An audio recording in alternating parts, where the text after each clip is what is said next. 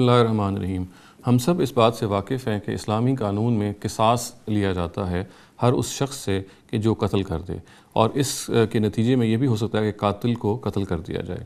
یہ بات بڑی وضاحت سے قرآن مجید میں بیان ہوئی ہے اور ہماری فقہ میں بھی درج ہے، مگر اس سلسلے میں ایک وضاحت ہے، ایک تھوڑی سی اسپیسیفیکیشن ہے جو بیان کی جاتی ہے، جو غلط فہمی کا باعث بھی بنتی ہے اور جو اس وقت ہمارے اس لیکچر کا موضوع بھی ہے، اور وہ یہ ہے کہ یہ کہا جاتا ہے کہ اگر مسلمان کسی غیر مسلم کو قتل کر دے تو اس کے قصاص کے بدلے میں وہ مسلمان نہیں قتل کیا جائے گا، اور اس کی جو بنیاد ہے وہ ایک روایت پہ ہے، اور روایت کے الفاظ کچھ یوں ہیں کہ لا یقتل مسلم بکافر، یعنی مسلمان کے عوض کوئی کافر یا کوئی غیر مسلم جو ہے وہ قتل نہیں کیا جائے گا۔ گویا کہ اگر اس غیر مسلم نے کسی مسلمان کو قتل کیا ہے تو پھر اس کے بدلے میں وہ قتل نہیں کیا جائے گا، اور اسی کی وضاحت ایک اور روایت میں جو دارمی میں ہے اس طرح سے آئی ہے کہ لا یقتل مسلم بمشرک، یعنی مسلمان کے قصاص میں، یعنی مسلمان نے اگر قتل کیا ہے کسی مشرک کو تو پھر وہ مشرک جو ہے یعنی وہ مسلمان اس مشرک کے قتل میں پھر نہیں اس سے قصاص لیا جائے گا، اس کو قتل نہیں کیا جائے گا۔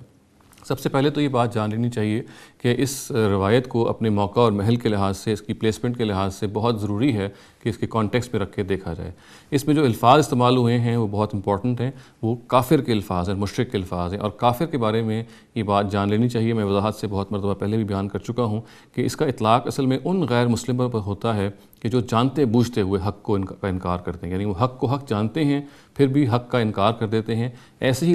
ہی شخص کو کافر کہا جاتا ہے۔ اور چنانچہ یہ بات بھی جان لینی چاہیے کہ کفر کا تعلق، یعنی یہ بات کہ آپ جان بوجھ کے ڈینائی کر رہے ہیں، اس کا تعلق بھی آپ کی انٹینشن سے، اس کا تعلق بھی آپ کی نیت سے ہے۔ ہم خود ڈیسائفر نہیں کر سکتے ایک شخص کی نیت، چنانچہ یہ اطلاع بھی اللہ تعالیٰ ہی ہمیں دیتے ہیں کب ایک شخص نے حق کو جانتے بوجھتے ہوئے اس کا انکار کر دیا ہے۔ اب اس بات کو ایک طرف رکھیے اور پھر یہ بات بھی دیکھیے کہ اللہ تعالیٰ نے اپنے کتاب قرآن مجید میں یہ بات بڑی وضاحت سے جگہ جگہ بیان کی ہے کہ اس کا ایک خاص قانون رسالت ہے، اس کا ایک خاص لاء ہے،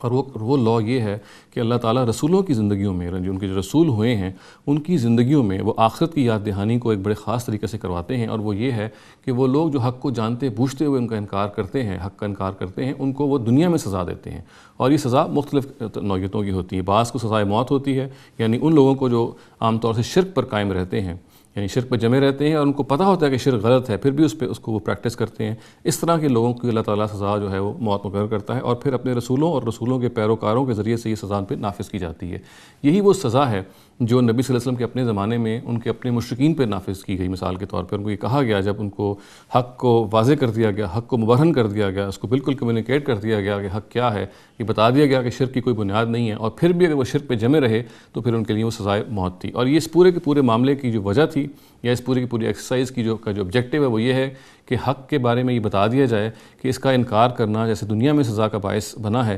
ویسے ہی آخرت میں سزا کا باعث بنے گا۔ چنانچہ جو آخرت میں جزا و سزا ہونی ہے اس کو چھوٹے پیمانے پہ اس کو دنیا میں کر کے دکھایا جاتا ہے، اور مشرکین کے معاملے میں تو یہ بات بالکل واضح جیسے میں نے عرض کیا کہ ہو جاتی ہے کہ ان کی سزا یہ ہوتی ہے کہ اگر وہ جانتے بوجھتے ہوئے اپنے شرک پہ جمے رہیں تو پھر دنیا میں ایک رسول ان کو موت کی سزا دیتا ہے۔ یہ جو روایت ہے اصل میں یہ بھی انہی قسم کے مشرکین کے لیے ہے، یعنی یہ کہا گیا ہے کہ دور پیغمبر کے زمانے میں جو بھی مشرکین تھے اگر ان کو کوئی مسلمان قتل کر دیتا ہے جن پہ اتمام حجت ہو چکا ہے، جن پہ حق واضح ہو چکا ہے، تو اس کے بدلے میں پھر مسلمان سے قصاص نہیں لیا جائے گا، گویا کہ یہ ان کے لیے ایک سزا تھی۔ تو یہ بات بالکل واضح رہنی چاہیے کہ اس روایت کا کوئی تعلق عام مسلمانوں سے، عام غیر مسلموں سے نہیں ہے، یعنی یہ خاص کیٹیگری ہے نان مسلمز کی جو یہاں زیر بحث ہے، جن کو ہم کافر کہتے ہیں، اور جو نبی صلی اللہ علیہ وسلم کے اپنے زمانے میں جب اللہ تعالیٰ نے بتایا کہ کون وہ لوگ تھے جنہوں نے حق کا جانتے بوجھتے ہوئے انکار کیا، ان کو وہ کافر کی کیٹیگری میں وہ آئے، اور پھر اللہ تعالیٰ نے اپنے قانون کے مطابق اپنے رسولوں کے ذریعے سے ان کو سزا دی، اور یہ اسی سزا کا ایک تتمہ، اس کا ایک حصہ ہے کہ یہ کہا گیا کہ اگر ایک مسلمان ایک مشرک کو قتل کر دیتا ہے تو اس کے بدلے میں پھر وہ مسلمان قتل نہیں کیا جائے گا۔ جیسا کہ میں نے عرض کیا کہ اس کے الفاظ یہ بتا رہے ہیں کہ اس کا تعلق دور نبوت کے ان غیر مسلموں سے ہے جنہوں نے جانتے بوجھتے ہوئے شرک کو اڈاپٹ کیا اور شرک پہ کنونس رہے۔ اس کا تعلق آج کے غیر مسلموں سے ہرگز نہیں ہے، اور نہ ہی ہمیں اس روایت کو اس طریقے سے اس کا جو ایمبٹ ہے، اس کا جو سفیر آف اپلیکیشن ہے، اس کو ایکسٹینڈ کرتے ہوئے تمام غیر مسلم پر اس کا اطلاق کرنا چاہیے۔ یہ ایک انتہائی غلط بات ہوگی۔ اس کے بارے میں جو صحیح بات ہے میں نے عرض کیا وہ یہی ہے کہ اس کا تعلق خاص طور سے دور نبوت کے ان مشرکین کے بارے میں تھا کہ جن پر سزائے موت ان کے اپنی ہٹ دھرمی کی وجہ سے اور ان کے اپنی حق کو جانتے بوجھتے ہوئے اس کے انکار کی وجہ سے ان پر عائد کی گئی۔ اقول قولی ھذا واستغفر اللہ لی ولکم ولسائر المسلمین والمسلمات۔